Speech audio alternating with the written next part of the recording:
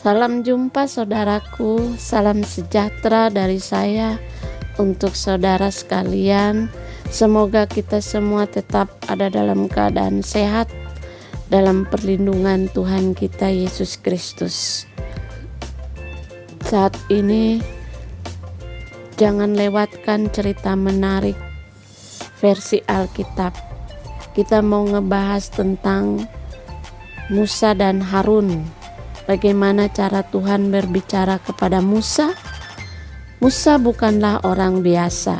Ia diberi misi khusus oleh Tuhan. Meskipun pada awalnya dia menganggap dirinya tidak pantas untuk tugas itu. Dalam memberikan misi pada Musa, Tuhan butuh sebuah hubungan dalam pikiran Musa yang tidak dipengaruhi oleh kebingungan. Cerita tentang Musa ini saudara panjang. Mulai dari bayi dia sudah termasuk dalam rencana Tuhan. Dia luput dari perbantaian Firaun.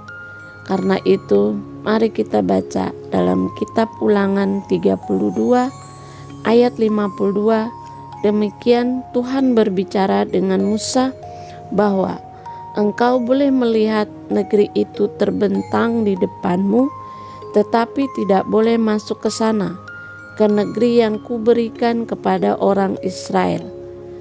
Ini dengan perikop, yaitu ajal Musa mendekat. Musa harus menghadapi pembatasan dari Tuhan. Gunung Nebo adalah batasannya.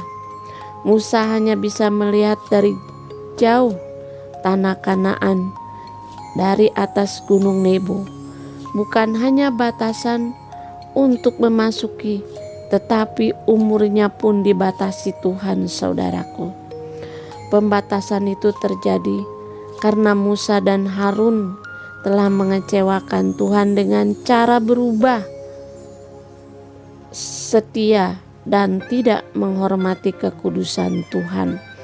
Di tengah-tengah orang Israel, Musa juga Harun tidak masuk ke tanah Kanaan, padahal keduanya adalah tokoh besar.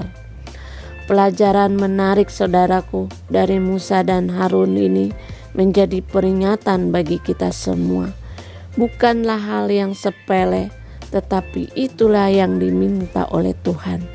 Semua orang Israel pasti tahu akan hal ini.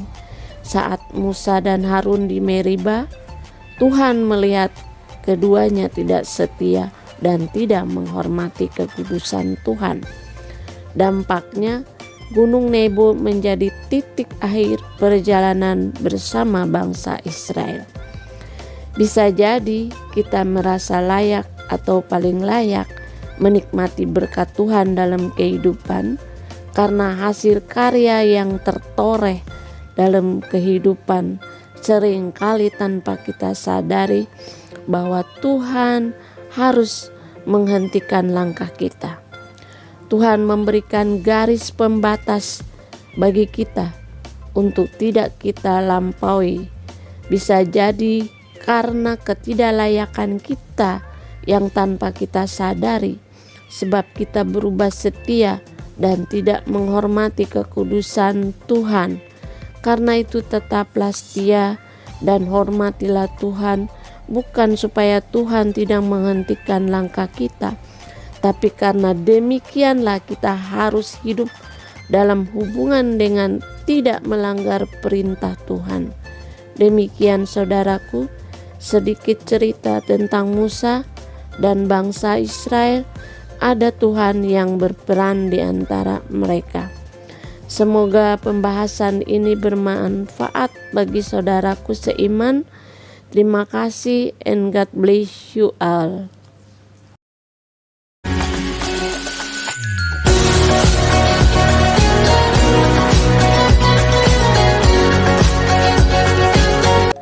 Gunung Nebo adalah batasannya.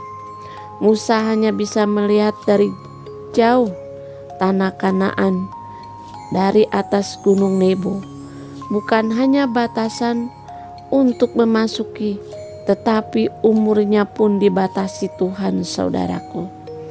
Pembatasan itu terjadi karena Musa dan Harun telah mengecewakan Tuhan dengan cara berubah, setia, dan tidak menghormati kekudusan Tuhan. Di tengah-tengah orang Israel, Musa juga Harun tidak masuk ke tanah Kanaan, padahal keduanya adalah tokoh besar. Pelajaran menarik saudaraku dari Musa dan Harun ini menjadi peringatan bagi kita semua. Bukanlah hal yang sepele, tetapi itulah yang diminta oleh Tuhan.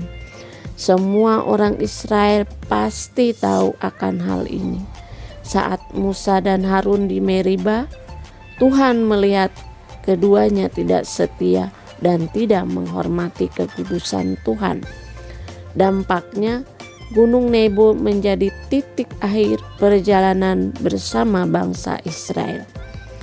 Bisa jadi kita merasa layak atau paling layak menikmati berkat Tuhan dalam kehidupan karena hasil karya yang tertoreh dalam kehidupan seringkali tanpa kita sadari bahwa Tuhan harus menghentikan langkah kita. Tuhan memberikan garis pembatas bagi kita untuk tidak kita lampaui. Bisa jadi karena ketidaklayakan kita yang tanpa kita sadari, sebab kita berubah setia dan tidak menghormati kekudusan Tuhan. Karena itu tetaplah setia dan hormatilah Tuhan, bukan supaya Tuhan tidak menghentikan langkah kita, tapi karena demikianlah kita harus hidup dalam hubungan dengan tidak melanggar perintah Tuhan.